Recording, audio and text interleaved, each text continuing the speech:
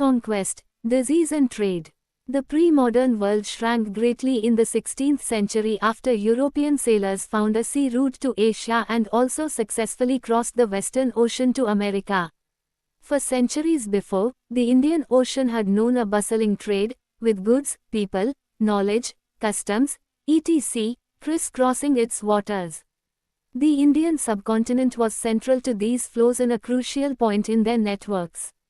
The entry of the Europeans helped expand or redirect some of these flows towards Europe. Before its discovery, America had been cut off from regular contact with the rest of the world for millions of years. But from the 16th century, its vast lands and abundant crops and minerals began to transform trade and lives everywhere. Precious metals, particularly silver, from mines located in present-day Peru and Mexico also enhanced Europe's wealth and financed its trade with Asia.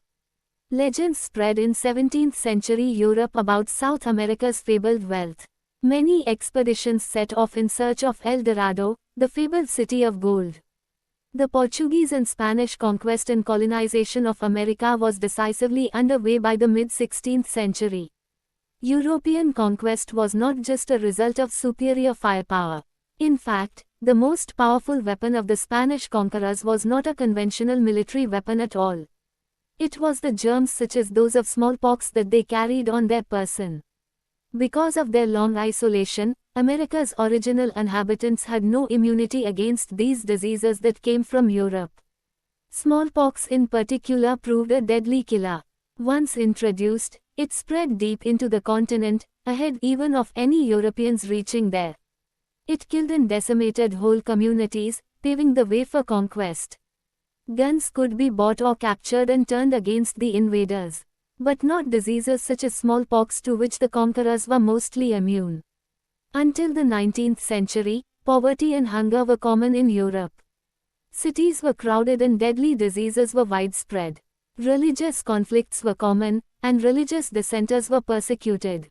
Thousands therefore fled Europe for America. Here, by the 18th century, plantations worked by slaves captured in Africa were growing cotton and sugar for European markets. Until well into the 18th century, China and India were among the world's richest countries. They were also preeminent in Asian trade. However, from the 15th century, China is said to have restricted overseas contacts and retreated into isolation. China's reduced role and the rising importance of the Americas gradually moved the center of world trade westwards. Europe now emerged as the center of world trade.